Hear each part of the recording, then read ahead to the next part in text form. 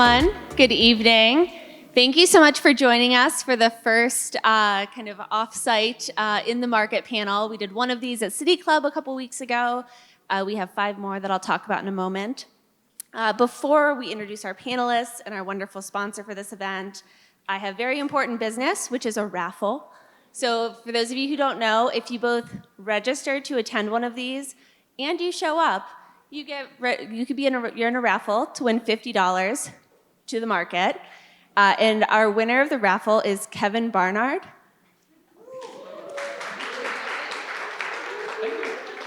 For those that don't know, the Tenant Association sells gift certificates to the market that you can use like cash. So if you go to the market, go to Irene Deaver Dairy, you can get, these great little gift certificates. So first, I'm going to introduce Jessica Kufia-Corlett from PNC. PNC Foundation is the sponsor of this series. We're so grateful for their support, so I'm going to turn it over to her to say a few words for us. Thank you so much. PNC is so excited to support this series, and this tonight is near and dear to my heart, as I am not only a commercial relationship manager at PNC Bank, but I am also a certified women's business advocate. The 2020 World Economic Survey showed that it would take 257 years for women to become economically equal to men, which is why PNC started an initiative called Project 257, as we are dedicated to shortening that gap. And we do that through our Women Business Advocacy Program, along with events such as this. So out of our 4,000 employees, we have hundreds of women's business advocates, and we're very proud of that. So just think of this, of 50% of the workforce is women, 40% of entrepreneurs are women, but the women who will have equality to men have not even been born yet, and they will not be born until 2255. So that's why events like this are so important and why PNC is so dedicated to shortening that gap. So enjoy this evening. We are so proud to be a sponsor. Thank you very much for your time. Thank you. Thank you again, Jessica. And like I said, thank you to PNC for the generous support of this series.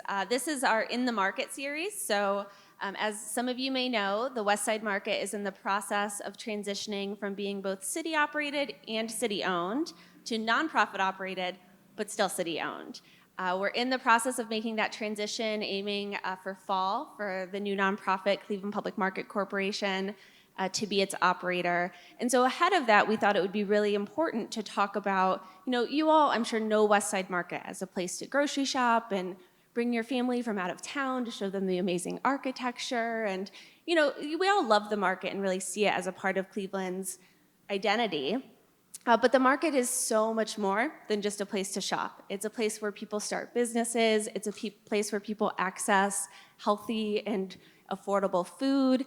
It's a place that can further climate resiliency by shortening our food system. There's so much good that West Side Market does.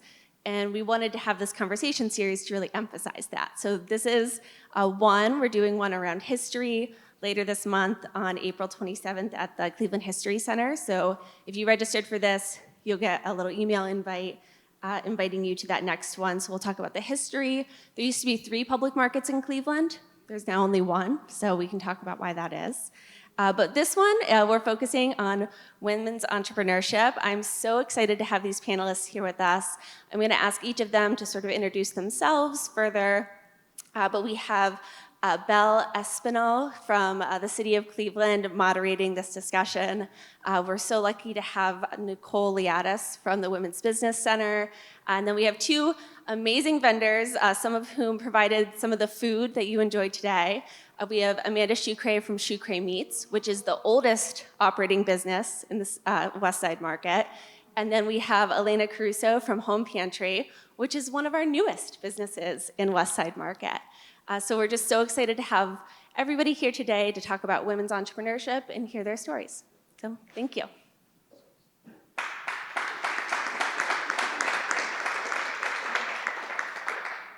Thanks, Jessica, and thank you all for being here tonight. Welcome. First off, I'd like to have everyone introduce themselves and talk a little bit about what they do at their organization or their business. Yeah, please, Nicole. All right. Good evening, everyone. I'm Nicole Liatis, Senior Director of the Women's Business Centers of Ohio. We are hosted by the Economic and Community Development Institute, also known as ECDI, which is a micro lender for small businesses. So my organization, we're a one-stop shop for entrepreneurs. We do have 4 women's business centers across the state of Ohio, Cincinnati, Cleveland, Columbus, and then Portsmouth, really catering to that rural entrepreneurship. So we are the only SBA Women's Business Center, and then ECDI has been the #1 SBA micro lender in the country for the last 2 years. Hi guys, Amanda Chukre. Chukre meets, my grandparents came over from Ukraine during World War II. They met here. They went through some crazy things to come over here during World War II and kind of create the American dream. They started the business in 1960, and as Jessica said, I have the oldest business in the market. Really just growing up, seeing my grandparents, seeing my parents just work so hard, and every Saturday I'd be at the market with my family, just helping out, doing what I could. And I'm very fortunate to be able to be in this position and to inherit this business that we've all worked so hard for. So. That's so nice. Hello, everybody. My name is Elena Caruso. I am the founder and curator for the Home Pantry here in Cleveland. I started the business in 2017, just mainly focusing on shelf-stable goods, things like jams, soup mixes, seasonings and spices, and things of such. And then this past September, we opened a fresh deli in the West Side Market. So just a better experience and, option to really be more in the front runs with our community. So really fortunate to be in the beautiful space, and thank you so much for having us today. Yeah, welcome, ladies. So with this In the Market series, can you ladies talk about why you chose to do business at the West Side Market and why you continue to have your business here after all these generations? Yeah, please. I'll go first. So I obviously didn't choose. I inherited. But I don't think that I would ever want it to be elsewhere. Right before this, Dave Abbott, who is the president of our nonprofit, was asking me what the relationship with other vendors is. And everybody down there has known me since I was a child. And all of the customers have known me since I was a child. And they see me grow up. And it's really a very unique place in that sense, that you get this community that you would not get at a normal grocery store. So I think that is the #1 reason why I choose to stay and fight so hard for the market, I guess. Yeah. Yeah, I feel like it's probably just automatically home for you. Even since we opened just a couple of months ago, it has very quickly felt that way. It's very homey. It's very comfortable space. For me, it just kind of made sense. I have always been a shopper there.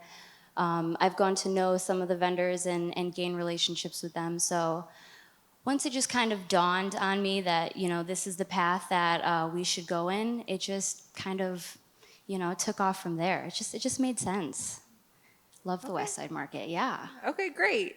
Now, how can this new nonprofit leadership at the market be more supportive to yourselves as women entrepreneurs and more welcoming to women who want to start and grow their business? What do you guys think? Or ladies think? Let's be specific. In general, so when we just did this City Club event just to kick all of this off a few weeks ago, and they had heads of Cincinnati Market, Detroit Market, and Baltimore. And they were told these stories about just incubator spaces and really plans for people to know who want to start new businesses but don't really know how to just kind of come in. They kind of walk you through the steps on applying for whatever paperwork that you need in whatever, so it was really inspiring to see just, anybody could do that, but especially I think that would be a very helpful thing for women business owners to just kind of be like, I want to do this and I have this idea, but I don't know how to cultivate it, and having the market be in a position where they can cultivate that. So.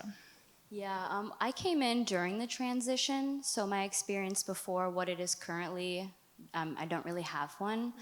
But I think my experience since I have come in and seeing all of the women-owned business in the market, and also Jessica, who I had just recently met, just seeing the positivity and just the entrepreneurship that is in the market already is really a great kind of leeway for me to come in and just feel comfortable and heard and seen just from the peers and the other entrepreneurs in the space. Sure. Yeah. Now, Nicole, what do you think are the most critical challenges in Cleveland that, as a community, we need to foster more entrepreneurship and make entrepreneurship more accessible to all who dream of starting a business here? Yes, very good question. So I think first is creating a strong entrepreneurial support system or ecosystem. I think we do a good job of, I'm just going to name a few organizations that we've worked really closely with: Urban League, President's Council, and Hispanic Business Chamber as well. And so I think making sure that we foster those relationships and knowing which organizations do really well, what they do really well at, and then also making sure that we have resources, so thinking about funding to be able to continue to put on these programs. So for us, specifically for the Women's Business Center, and my apologies, I didn't mention this, but what the Women's Business Center does is we provide support and access to capital and training to women entrepreneurs. And one thing is we market to women entrepreneurs, but we serve all entrepreneurs as well. So that's just one thing, is so building a strong entrepreneurial ecosystem.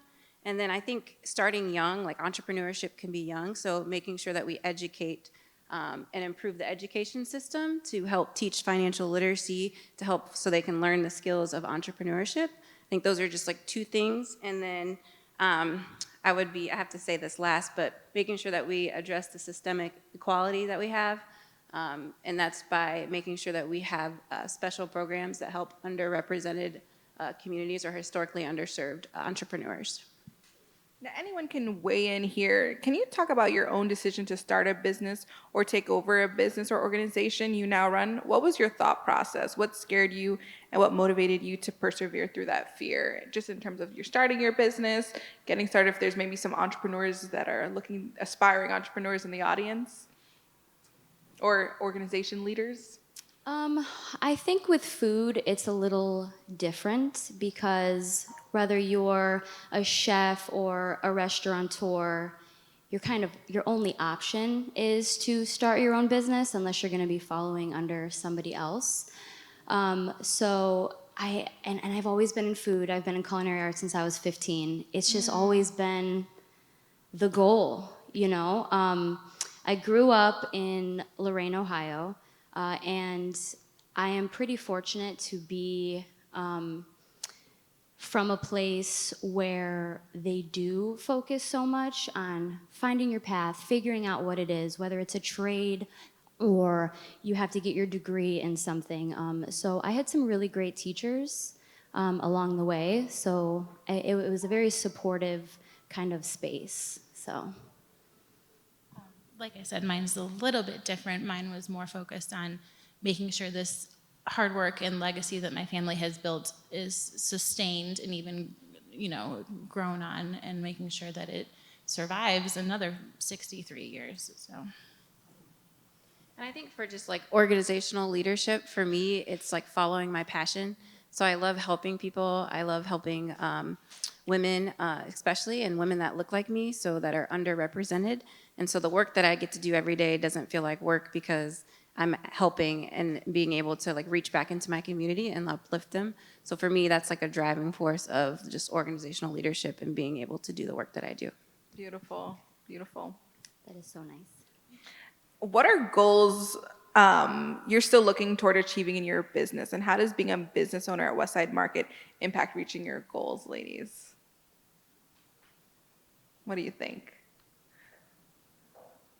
I feel like my life is like a ladder, It's just a Okay. never ending. Once we reach this one step, it's on to the next one. Okay. So the West Side Market has really helped tune in exactly what our picture is. What is it we want to do? What is it we want to offer our community? And just kind of hone in on what we do love to do as individuals on this team and in this business in general. And the West Side Market has really allowed us to find that because we're dealing with so many different types of people, not even just from Cleveland, but all over the country. Can you actually elaborate on that? Like, what's a marker of success that you've had being at the West Side Market? I feel like there's not really specifics. It's Okay. different every day. But what's one? That's the hardest question. Is it? It is, because I feel like there's not something that I can really specify. It is just, It could be so much as I have a goal of selling this amount of product this day, or Yeah. it's not necessarily like a tangible thing. positive feedback on a certain yeah, dish. exactly. Okay. A good Yeah, conversation yeah. with a regular. Yeah, or It's just, it's a lot of little tiny victories that really Okay. make it like coming you're here on the and right having path. people tell me, I really loved your product that I just put back on this table. All of those are like That's a tiny- win. But am I tiny right little that your successes. product is now nationwide? Our product is, yes. Our shelf stable goods, like our jams and our soup mixes, we are in, I want to say, 32 states now. That sounds like a huge marker of success. It is, it's massive, but we hit that goal before we opened at the deli. So Okay. it was really like, we started at farmers markets and really just focusing on like micro small businesses. And then as that had gained success, we expanded. But it was really like, okay, how do we come back and still focus on our community? Because there's only so many farmers markets and so much exposure that we can get from that. So being at the West Side Market, it's like, this is why I'm doing what I'm doing. For the people that I'm meeting every day, the people that are coming to get breakfast or lunch, it's like, this is the bigger picture. Yeah.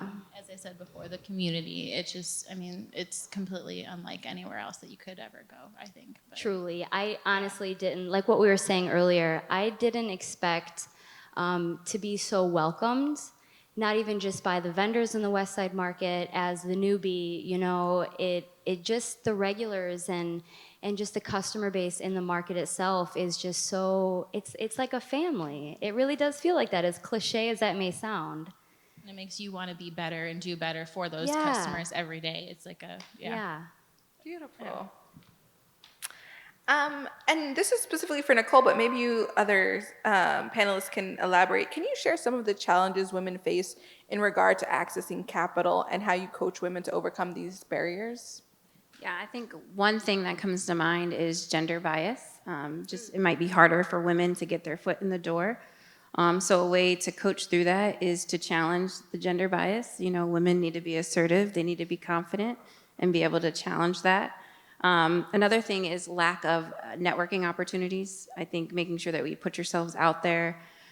Because one thing I want to say is a lot of folks say that there's a lack of access to capital, but there is a lot of capital out there. And so some of it is a knowledge gap and making sure that these businesses are ready, capital readiness and being prepared to access that capital. So coming to organizations like ours or other organizations in the ecosystem to make sure that they're prepared and that they're taking that on strategically. So that's just through like business acumen. And then another one is creating strong business plans. So thinking about what I just said about business acumen in order to secure funding, making sure that you have your business model down and your vision and your goals is really important. So we do that at the Women's Business Centers is, coach you through that business plan and give you that support. I will say that's very needed. Yeah, I mean, there's nothing more nerve-wracking than typing in on Google how to do something as a business owner and getting, a 50-point bullet and automatically feeling overwhelmed when it's never really that complicated. It's just, there's so much out there. There's so many different channels and avenues that you can take, and really finding, I feel like the having somebody being able to set you up for success. And just adding to your point about sometimes you just need to have that person, but then also creating a safe space so where you can learn and you can ask those questions. And that's something that we do at the Women's Business Center. We do have a lot of tangible resources that we provide you, but really what makes us so special is how we're able to come together and foster a community of women and create that safe space. Safe spaces are good. They're good. They're good. Everyone, what advice would you offer to women looking to explore entrepreneurship and organizational leadership in Greater Cleveland? Just keep going. Keep going. She You'll can have do your it. bad days, Oh, yeah. but you'll always have a good day after. Okay. Yeah, just keep going. Don't let the fear drive you, and just, yeah. Yeah. Yeah, absolutely. I think it's going back to creating the strong, supportive networks as well as finding a mentor. And that is with organizational leadership as well as, in your business. If you aspire to be something in your business, is looking at that business owner and like tapping into that network. So I just have this vision of like, I'm a teenager or I'm a young adult and I really have this goal of becoming an entrepreneur. What would I do? I would go to ECDI. I would start working at a restaurant. Like, what do you think? Well, I would think first is figuring out what that idea looks like, but then also like tapping into if you're a teenager, I would tap into some mentors maybe, Okay. as well as we help young entrepreneurs. I don't know if that would be the first start, but they could come there and we would support them as well as long as their parents are there. Sign a waiver. Yeah, sign a waiver. But yeah, thinking about just in general though, like if you are trying to start a business and you just have an idea or you just have a few ideas, like we are that one-stop shop for entrepreneurs where at any stage of business that you can come and we can support you. I would say find your passion first. Make sure that this is something that you really can give your all to and dedicate a lot of time and energy and, really put into what it is that you want. Make sure that you like doing it first. Because I know the statistics, I don't know specifically, but I know the statistics to failed businesses is extremely high. Right. And I think that is because of people don't really realize all of the steps that you do have to take. And to have, opportunities like you offer to really be coached, I'm sure, really help narrows that down, but really find what you love. Yeah. And know the time that it's going to need to take, because especially in the beginning, it takes a lot of time, a lot of effort. Even if you have a day off, you're still answering emails or There's no social such media messages. It comes from all angles. Trust me, like it's everywhere. That's a great point. It's crazy. Social Like, media. It's like, do I need it? Yes. Yes. I need Yes. it? Yes. Okay. And it will Absolutely. overwhelm you to the max. during the But, pandemic.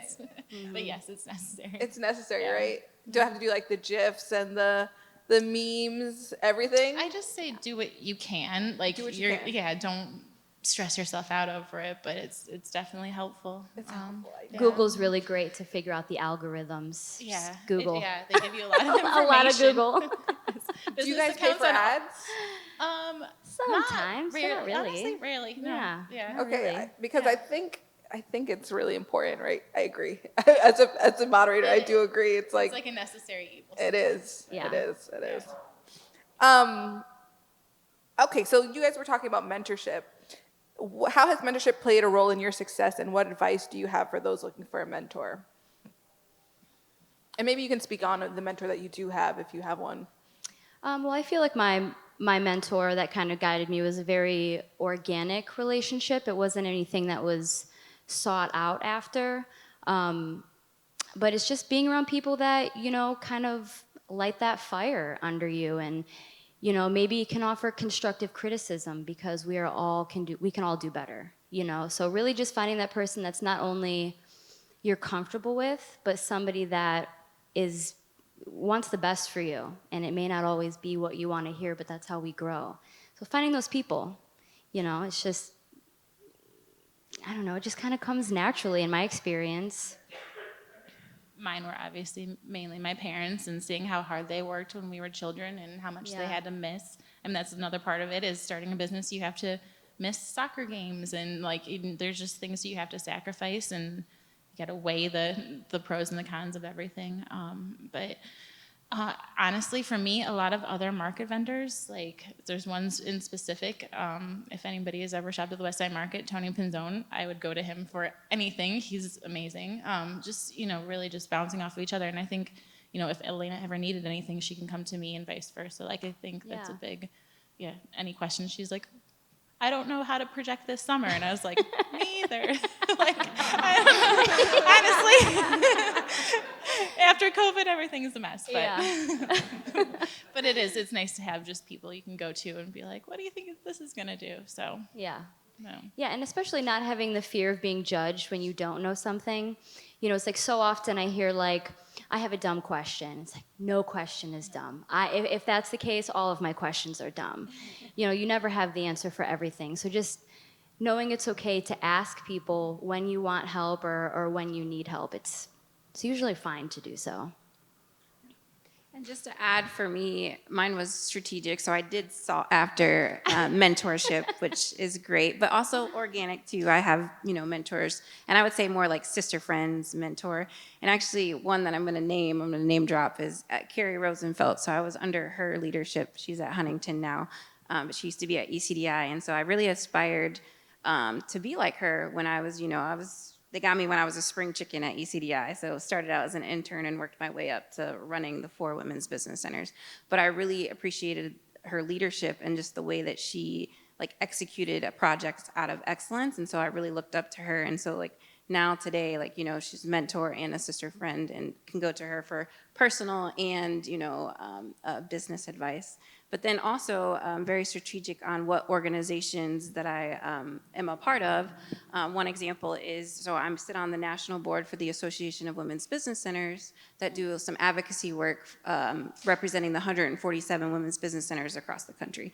So, you know, excited to get on the board, but it was very strategic because those women that are running these programs across the country I can learn from, and some of them, you know, can mentor me, like the board chair and things like Roberta, she's amazing as well. But that was very strategic to make sure that it was falling in line with my passion, but it also is going to help me be able to do my role a lot better. Ooh, I love this question. What is your biggest dream for the future of women's entrepreneurship at the West Side Market? You guys take over? You ladies take over? Oh my gosh. I just want everybody to be successful, honestly. Everybody? Okay, yeah, fine. I mean, it's Yeah. just you, Every woman? every woman, everybody. I just when the market's busy, everybody succeeds, and it's just a much happier place in general. So, I mean, honestly, probably just a very easy equality because especially in food, it is dubbed a man's world. You know, it's labor intensive. You know, things are heavy. It's hard work, and very often it's like, oh well, you want to go take a nap. You know, things like that. So just you know, just equality. We're all here to work. We're all here to do our thing. And could you actually tell me more? It's dubbed as a man's world. I had never heard that. Culinary is in general. Really? But yeah, I mean, majority of restaurateurs and chefs are men. True. You know, so it's you women have to work a little bit harder. We have to lift boxes a little heavier just to prove a point, you know, so. Well, and just to add to that, so I was in DC and there was a panel with Sarah Blakely, which is the owner and CEO and founder of Spanx, and she made a comment where she was like, you know, business is a man's world. It was meant for men, right? Because just even 30 some years ago, a woman couldn't even go to a bank and be able to get her own like credit card. This is 30 some years ago. Like that's my age, right? Thinking about that. Or just being able to access capital, you had to have a man sign off for it. And so she made a comment where she was like, I was gonna lead my business with a feminine touch. And she's like, I've instilled that in my business. I think don't quote me, is it like 25 years that they're celebrating right now? But she was like, I've never let that go where I'm gonna lead my business with a feminine energy. And that's just something I've taken away of like, you can run business and still have a woman's touch to it as well. And Nicole, what does being a champion of women-owned businesses look like, especially for those who aren't business owners themselves? That's a good question. So I think first is supporting businesses, so purchasing their products and services. Not only are you supporting them, but you're helping with the gender gap within entrepreneurship, but then also advocacy and policy change. So making sure that you're supporting those policies, that's maybe calling on your legislators. For me, that's going on the Hill, representing, you know, the 147 women's business centers making sure that we can modernize the program and that we get the resources to be able to continue the program, the Women's Business Center program. And then another one I think that's really, really important that we could all do is amplify women's voices. So celebrate one another, talk about entrepreneurship, and celebrate those wins. So even for you, like, you know, you are a national, you should like own that and be, just don't play it down, you know, like really celebrate your wins and have other people talk about it too. Ladies, we're about to close and then ask the public for questions. Do you guys have any final points? Do you ladies have any final points? You women? I think you kind of just gave me a good final point. Is as women, we do need to be more confident in ourselves, that we are more than capable to do anything that we want to do, and we should pat ourselves on the back a little more. So thank you for that reminder. Miss Nationwide. She like played, like, you should, like, I was like, nationwide, what? Yeah, we're just doing what we love. Don't be afraid to chase your dreams, honestly. And Yeah. put in the work for it. But, I think for me, it's just supporting and being an ally. And then one final like quote that I love is, "The bigger the impact women have, the better the world becomes." Fair? That's nice. That's nice. Thank you to all of our panelists. Does anybody have any questions that they want to ask? I'm just going to have to pass the mic. I'm curious how many, well, this is actually maybe for you, Jessica. What percentage of the market businesses are women-owned? There's about 70 businesses in the market and just under 2 dozen are women-owned. And all the food today is women-owned businesses in the market. This kind of goes to that question a little bit, but you guys were talking about, or you ladies were talking about supporting women-owned businesses, and if you're just walking into the market or any random business, you don't really know who owns it. Is there a way to kind of put that out there a little bit more, or spread the word that, hey, we are a women-owned business or a minority-owned business or something of that nature? Well, firstly, I would say talk to the vendors. Ask those questions. You know, who's the owner here, or what's your story, and just really create that relationship with the vendors and really get to know who it is, you know, who is selling you your food. Just communication, I would say. And I think that's also an opportunity for us where we have, I know our marketing team is working on a directory of women-owned businesses, but I also think that's an opportunity to create a label to say this is a woman-owned business, and maybe that's something, some signage that we could put out on the market.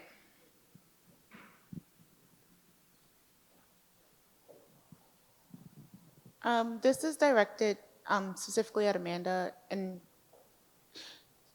continuing your family's legacy. A lot of your answers was just you wanted to continue that and build upon that. Thinking about continuing to create meats and sustaining that. What is your plan, or have you thought about that? How do you plan on sustaining that? Is it just passing it on to your future generations? Was there much room for you to explore other opportunities? Well, first off, there was definitely room for me to explore other opportunities. My parents were very insistent that I went to college. I kind of lived elsewhere. I made sure that if I wanted to stay at the market and I came to the market, back to the market, that it would be what I wanted to do and where I wanted to be. And then, I mean, I have no children at the moment, but I have a wonderful nephew. And then if he decides that that's what he wants, that's what he wants. And if he doesn't, that's okay too. You know, there are still ways to sustain your business in the future, whether it be, you know, we have employees that have worked for us for 20 years. It doesn't necessarily have to be, family is not necessarily just your singular family unit.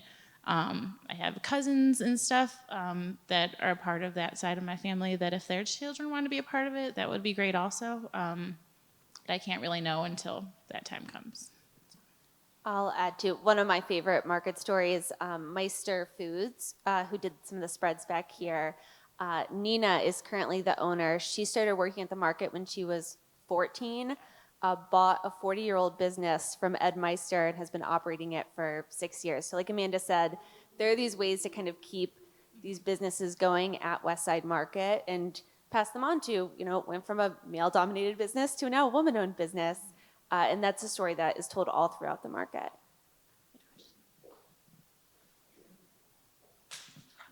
I've shopped at the market for decades. And every time I go in, I'm always concerned, is there another vendor that's left? Because quite a few had. And so I'm wondering, for you, those of you who are working there, what do you see as the challenges and or the advantages of working at the market financially so that you can make a business success by being at the market? I think a lot of the issues we've had lately with retaining vendors was COVID. Honestly, it was a very big hit. A lot of the vendors that we have now are getting a little bit older, and like retirement age. That's a big part of it. Unfortunately, a few to illness and stuff. And I think now that we have this nonprofit that's going to run this place and hopefully find ways to like help people start their businesses and get into like run them through all of the steps that it needs to own a business, I think these stands will fill up very fast, and I think we'll be back to having a waiting list like we used to 20 years ago. But I definitely think a lot of the transition you've been seeing is definitely COVID related. Jessica has the statistics on that, but it was quite a bit of businesses left during COVID, so which is we've seen all over the city. So.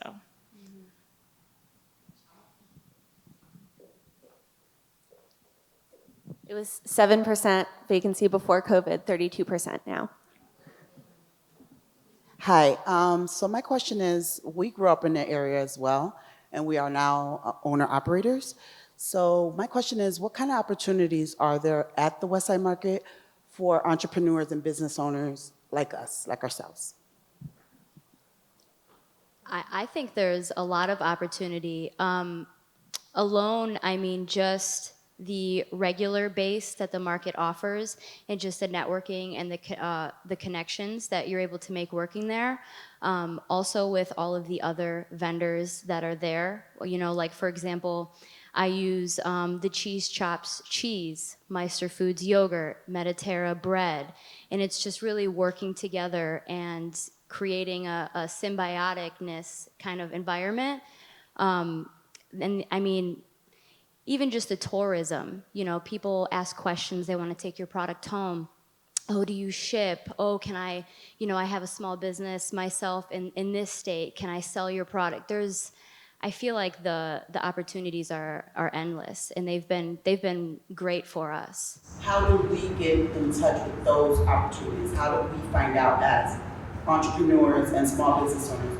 How do we tap in to the Westside Market? How do we go for stalls, or how do we go for trucking or bringing product, or how do we get into that as entrepreneurs and small business owners? We are the newest vendor at the market. We started the journey last February, and it was basically just me looking for emails on the Westside Market's website and emailing them, asking what availabilities are, what opportunities that I may have there, and really just going there, talking to management, getting a tour of the space, and just little details. But it's really just a lot of, you have to put the work in and talk to people. Yeah. It's definitely not the best system right now, but hopefully soon we'll figure out a way to change all of that for everybody, because it needs to be more accessible. I can't imagine the hoops. Yeah. Yeah. I mean, There is if you go to westsidemarket.org and you go to, it is a little convoluted, but if you go to the FAQs, it has the application packet and who to email at Westside Market. I will say one of the challenges with some new businesses that want to open in the market is the market is not currently set up for, like, for example, if you wanted to cook on site.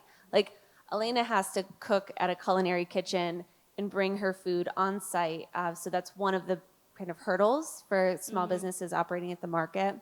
And that's part of why we have so many amazing grocery businesses, is because they're, they can't cook on site, so they're preparing jerky at a commercial kitchen and bringing it on site. Right. But that's a place that we want to grow the market in the future too. You had a question? I think this is our last question. So I will introduce myself. My name is Alana Sudbury. I am a program manager for the Women's Business Center. And I usually just follow up things because Nicole forgets to toot her own horn, so that's why I'm here. So she did mention she was at DC, or in DC, on the Hill. She was actually advocating with the SBA and invited by Joe Biden, our president, to advocate for women's businesses. So I guess my question to my boss and my mentor is, what is your best advice to be an ally and create a safe space for women entrepreneurs? Thank you, Alana. I never know what that girl's gonna say. But she did me proud, so that's good. I would say use your voice is the best way that you could be an advocate. So going back to what I said earlier is to really amplify women's voices. And so that is celebrating the wins, talking about the wins, and talking about women's entrepreneurship. I think that's really important. And then what was the second part of the question that you had? So I think we create safe spaces by being able to learn from each other and being able to listen. So we all have different paths. And so just where we can be vulnerable and really be able to tell the stories, I think. So places like the Women's Business Center. Yes. And just I did have one more thing that I just wanted to add. You said that there's about 24 women's vendors. So I would love, my organization would love to gift a scholarship to the Women's Business Center so they can get the support that they need. Thank you.